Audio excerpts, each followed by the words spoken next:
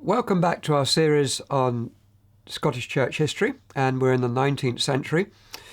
And previously we looked at the revivals that had such a big impact and the social consequences of that transformed our nation and actually far beyond that from Scotland.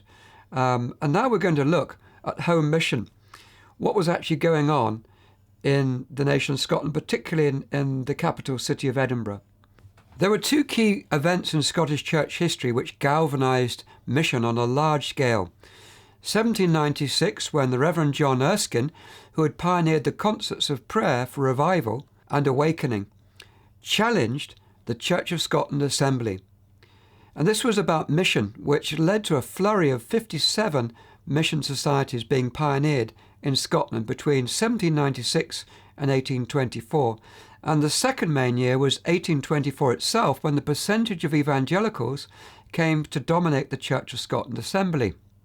Among leading voices was the Reverend Dr. Thomas Chalmers.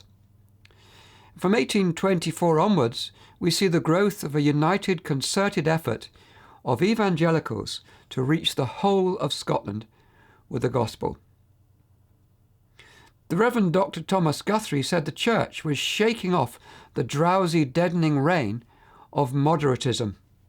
In 1815, Dr. Chalmers wrote that there was an impetuous and overbearing contempt for everything connected with the name of missionary. The cause had been outraged by 1,000 indecencies. All the epithets of disgrace which a perverted ingenuity could devise had been unsparingly lavished on the noblest benefactors of the species. A great proportion of our nobility, gentry, and clergy look upon it as a very low and drivelling concern, as a visionary enterprise, and that no good thing can come out of it. However, everything had changed decades later. Chalmers could write, "There never was an age of the world in which a more effective machinery for conversion was in the shape of schools and Bibles and missionaries put into operation." Chalmers had a rare gift as a spiritual general of missionary strategy, both for home and abroad. His model of splitting a parish into manageable districts in Glasgow and Edinburgh, which would be regularly visited by the local churches, took off in Scotland. And by the 1820s, it was running effectively. His church extension campaign in 1834 was an ambitious project to build hundreds of new churches in Scotland, with a slogan, "A church and a minister within easy reach of every door." Another major player in home mission was David Naismith. Inspired by Chalmers' vision for reaching the local community, David Naismith from Glasgow set up the City Missions movement to reach local populations, especially the poorest areas, where most people did not go to church. He launched the first city mission in Glasgow with the call, "May the glory of God and the salvation of souls be our chief, our only end." At the first annual meeting on the 1st of January 1827 in the Trades Hall, Glassford Street, Glasgow, the message to the first missionaries was, "You will convert the houses that were tenanted by men of the foulest passions into churches of the Redeemer, where the Lord the Spirit will dwell, and the God of salvation will be loved and served. You will arrest the progress of vice and promote the interest of virtue. You will make our poor, our ignorant, our degraded population stand forth in all that freshness and fairness of moral and of spiritual excellence." There were three revolutionary ingredients to Naismith's vision. The missionaries would evangelize our cities. Number one, when the churches mostly believed the lie that Britain was Christian and didn't need missionaries at all. Secondly, using ordinary men and women without theology degrees, which was unheard of. And three, using evangelical Christians from all the church denominations working together in unity when people said it would be impossible. When the Edinburgh City Mission was established in 1832 in 375 High Street opposite St Giles, there were only a few struggling missionaries serving the poor in soup kitchens. By 1875, there were 130 missionaries working together across the churches to thoroughly evangelize the city of Edinburgh of a population of 200,000. This movement had been spearheaded by Edinburgh City Mission's 30 to 40 missionaries who led the way in united prayer meetings, united evangelism, and united social action. Naismith's trumpet call to unite all denominations of Christians and by one strong effort to pluck sinners as brands from the burning was really happening. One missionary could record in his journal in 1861 that multitudes who would formerly have resented any direct inquiry respecting their state before God began eagerly to court opportunities of being conversed with on this topic, and some would even follow the missionary to his house or accompany him on a walk to the country, pressing in various forms the momentous inquiry, "What must I do to be saved?" Another missionary wrote in 1873, "I have seen more of the Lord's mighty doings during the past 3 months than I expected to see in this life.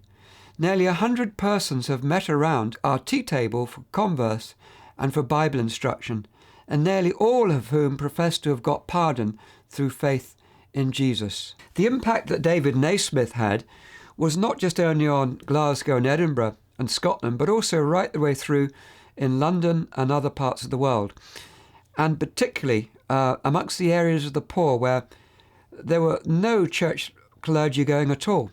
These missionaries would go right into the dens of wickedness and the filth and the degradation of these places, and they would earn the respect and the love of the people as the missionaries came alongside them.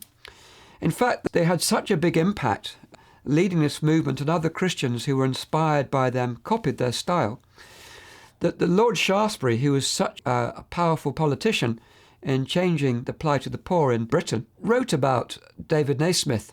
He spoke about David Naismith at Edinburgh City Mission Convention in 1874. He said, and it was quoted in their annual report, "Were it not, says his lordship, for the London City Mission and other kindred associations, I really know not what would be the condition of the metropolis of London.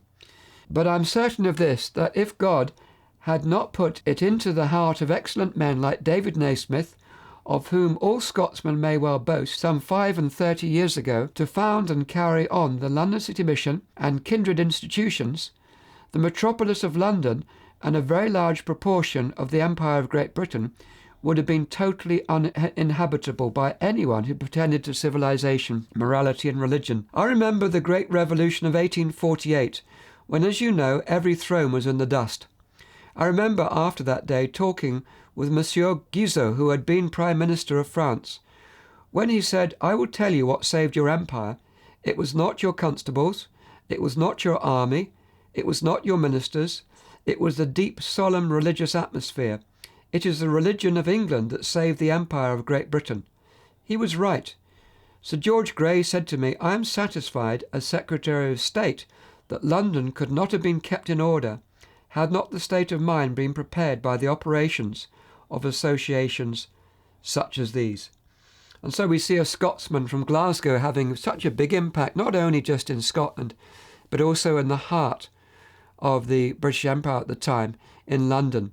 And the work of God through him and those working with him prevented revolution. In this period, I mentioned an extraordinary evangelical Christian unity which broke out, which John Wesley had longed for and never saw in his time in the 18th century. Thomas Chalmers, as ever, was at the forefront of envisioning the church and pressing for evangelical unity. Through his inspiration, the Evangelical Alliance was established in 1846 to forge gospel unity in Scotland in order to reach the whole nation.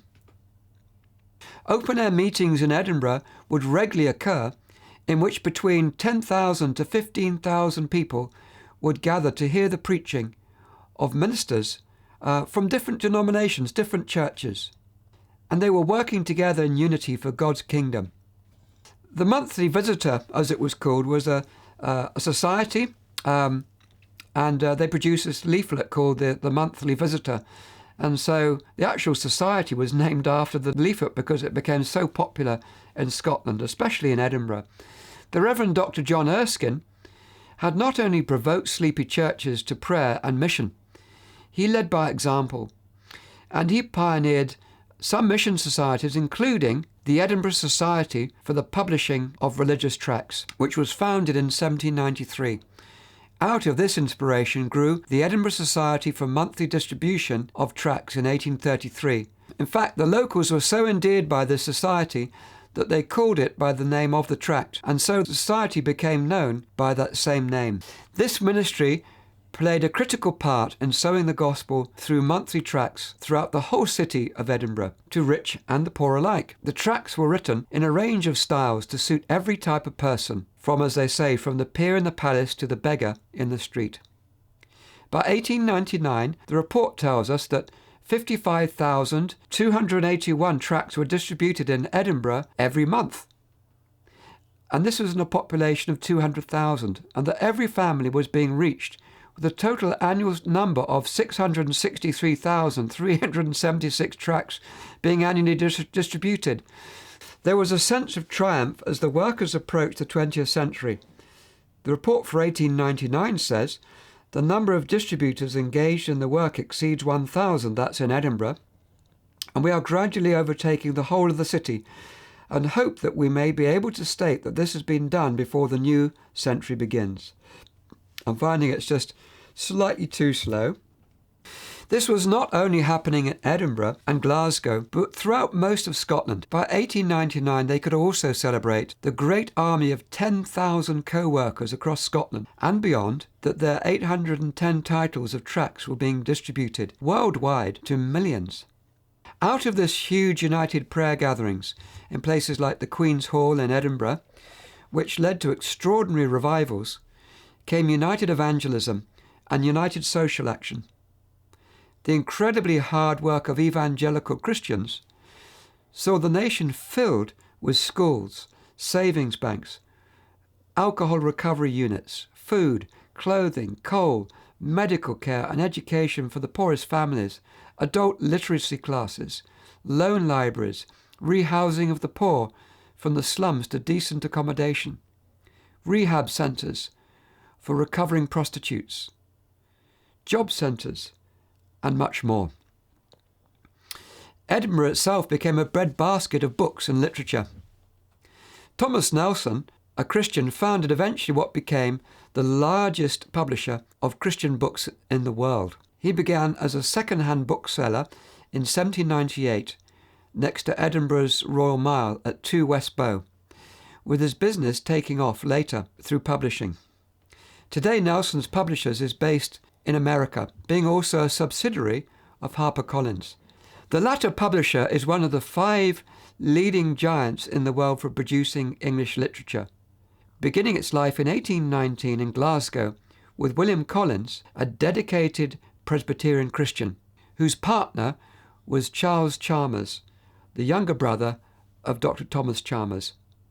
If you look at the inside cover of many Christian books published between 1790s and the 1890s, you will often discover that they are Scottish and especially of Edinburgh or Glaswegian origin. Just as Dr. Erskine had been an enthusiastic disseminator of Christian books throughout Britain and America, so too did the Christian publishers, having a huge impact on shaping world history. In 1809, the Scottish Bible Society was formed in the Royal Mile in Edinburgh, firstly to fulfil the call to place a Bible in every home in Scotland, and then to do the same in every country of the world. Thomas Chalmers was again the key person developing a Christian worldview from Scotland. As we have seen in other lectures, Christians were leading in every area of life in Edinburgh and in Glasgow, which then filtered out through most of Scotland. The Christians understood that it was not enough only to preach the gospel and seek to convert people to Christ. Thorough follow-up had to happen, both with the teaching and with the practical care and support in all sorts of ways. So thus we see an extraordinary movement that took place in Scotland through the evangelicals, especially in Edinburgh and Glasgow. And this model, this Christian worldview that went right the way through our nation, would be taken to nations far away, to Africa, to Asia, to South America and beyond. And that will be the subject of our next talk.